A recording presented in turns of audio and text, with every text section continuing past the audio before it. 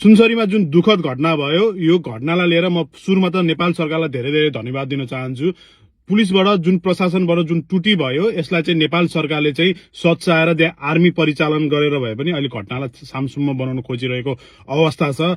घटना एकदम दुःखद छ। सुरुमा घटनाको पृष्ठभूमितिर जाउँ, त्यहाँ दुईटा समूहबीच झडप भएको थियो हैन। रातको समयमा 10 बजे पछाडि चाहिँ त्यहाँ बोलबम समूह हैन, हिन्दूहरू भनौँ न, त्यहाँ चाहिँ म्युजिक बजाएर चाहिँ आफ्नो कार्यक्रमहरू आफ्नो कुराहरू गरिरहनु भएको थियो हैन। जुन अहिले श्रावण महिना चलिरहेछ, श्रावण महिनामा चाहिँ नेपालभरि नै बोलबम को एउटा धार्मिक क्रियाकलाप हुन्छ हैन। त्यो रातको समय थियो। सुनसरीमा चाहिँ उहाँहरूले चाहिँ म्युजिक बजाएर बोलबमको कार्यक्रमहरू गर्दै हुनुहुन्थ्यो र त्यहाँ अर्को समूहलाई चाहिँ रातको समयमा चाहिँ डिस्टर्ब हो भन्ने हिसाबमा सामान्य विवादबाट सुरु भएको हैन कुरामा चाहिँ एकदमै ठूलो रूप लिएको थियो हैन।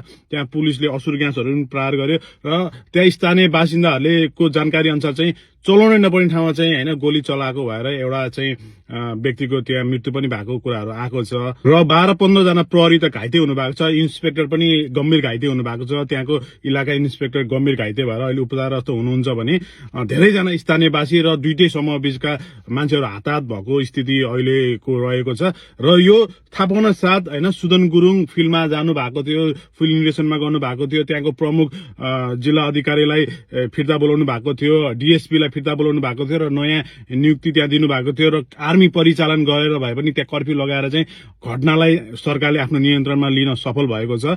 र यसमा म के भन्न चाहन्छु भने यो घटना हैन एकदम प्रायोजित छ। यो यो सामान्य विवादबाट मात्रै आएको घटना भने नसोच्नु होला। केही समय अगाडि हर्क साम्पाङलाई जसरी जानकी मन्दिरमा बाट फर्काइएको थियो हैन, हर्क साम्पाङहरूको अभिव्यक्तिहरू पनि यस्तै यस्तै आइरहन्छ हैन। जातीय अभिव्यक्तिहरू आउँछ, धार्मिक अभिव्यक्तिहरू आउँछ। देशका नेताहरू यस्तै छन्। यो कुरालाई मोलजोल पुगिरहेछ। भर्खरै एउटा 1-1.5 महिनादेखि हैन हाम्रो एउटा बहिनी वेदिका केसी बहिनी र राधिका दासीको कुराहरूले पनि चरम सीमा एउटा नागेको अवस्था थियो। यहाँ पनि धर्मको नाममा कुराहरू यत्र त्यत्र भइरहेको अवस्था, सामाजिक सञ्जाल पुरै यही कुरामा रंगिएको, यही कुराको चर्चा परिचर्चाले भरिपूर्ण भएको, जहाँ चाहिँ कुनै कुराहरूलाई चाहिँ कानुनी रूपबाट चाहिँ समाधान गर्नुपर्ने कुरा हैन व्यक्तिगत रूपमा व्यक्तिगत आक्षेपहरूमा जाँदाखेरि यसले धर्मलाई चाहिँ एकदम ठूलो आघात पनि पुर्याएको अवस्था। र अर्को चाहिँ अहिले राजनीतिक देशको जुन अहिले राजनीतिक तरलता छ नि हैन, अहिले प्रचण्ड ओलीहरू मिलेको अवस्था अनि विभिन्न कोणबाट चाहिँ यी घटनाहरूलाई लिन सकिन्छ। र यसको बावजुद पनि अहिलेको सरकार बालेन सरकारले जसरी चाहिँ यो घटनालाई आफ्नो अन्डरमा राख्न सफल भएको छ, यसमा चाहिँ म सरकारलाई धन्यवाद चाहिँ दिन्छु। र आगामी दिनहरूमा यस्ता घटनाहरू नआओस् भन्नलाई सरकारले एउटा चाहिँ पहल गर्नुपर्छ। एउटा चाहिँ टास्क फोर्स बनाउन जरुरत छ।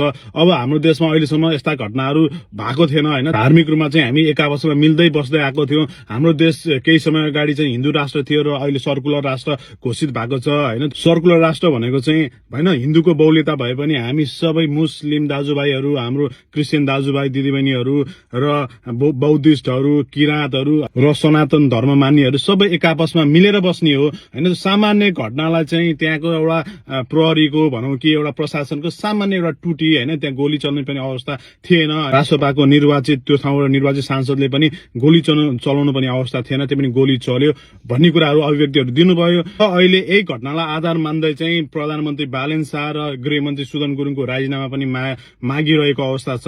म चाहिँ यहाँ राजीनामा भन्दा पनि जुन उहाँहरूले जुन अहिले कदम चाल्नु भएको छ नि, यो एकदम यहाँ ठूलो षड्यन्त्रको एउटा गन्ध पनि छ हैन। माननीय हर्क साम्पाङजीले जुन अराजक तरिकाले आफ्नो सामाजिक सञ्जालमा त्यत्र आएर प्रस्तुत हुनुहुन्छ, जथाभावी रूपमा प्रस्तुत हुनुहुन्छ, यस्ता कुराहरूले यो कुराहरूलाई मोलजोल गर्छ भन्छु म हैन।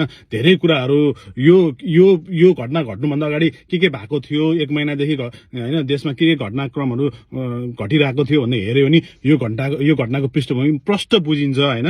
हिन्दूहरू र अरू धर्म मान्ने समुदायबीच चाहिँ एउटा ठूलो षड्यन्त्र भित्रभित्र षड्यन्त्र गरिरहेको जस्तो एउटा भान हुन्छ हैन। यो सुनसरी चाहिँ बोर्डर एरिया भएर पनि अलिकति गाह्रो थियो। अलिकति गाह्रो सिचुएसनमा पनि प्रशासनले चाहिँ एकदमै राम्रो काम गरेको छ।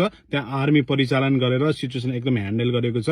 प्रधानमन्त्री र गृहमन्त्रीको राजीनामा हैन कि प्रधानमन्त्री र गृहमन्त्री यो मानेमा चाहिँ सफल हुनुहुन्छ। उहाँहरू धन्यवादको पात्र हुनुहुन्छ, जसरी उहाँहरूले यो सिचुएसनलाई एकदम राम्रोसित ह्यान्डल गर्नुभयो हैन। अब चाहिँ मलाई प्रधानमन्त्री बालेन शाहले पनि देशवासीको नाममा चाहिँ केही कुराहरू सम्बोधन गर्नुपर्छ जस्तो लाग्छ। उहाँले चाहिँ हिजोको दिनसम्म जति चुप्पी साध्नु भएको थियो, जति नबोलेर बस्नु भएको थियो, अब चाहिँ केही कुराहरू यस्ता कुराहरूलाई चाहिँ देशवासीको नाममा हैन, जनताको नाममा चाहिँ सम्बोधन गर्नुपर्छ हैन, अलिकति बोल्नुपर्छ भन्ने मेरो यो पर्सनल धारणा हो। यो कुरालाई चाहिँ प्रधानमन्त्री बालेन शाहले सम्बोधन गर्नै पर्छ हैन। हाम्रो भाइचारा हो, हामी वर्षौं परापूर्व कालदेखि हैन मिल्दै आएको।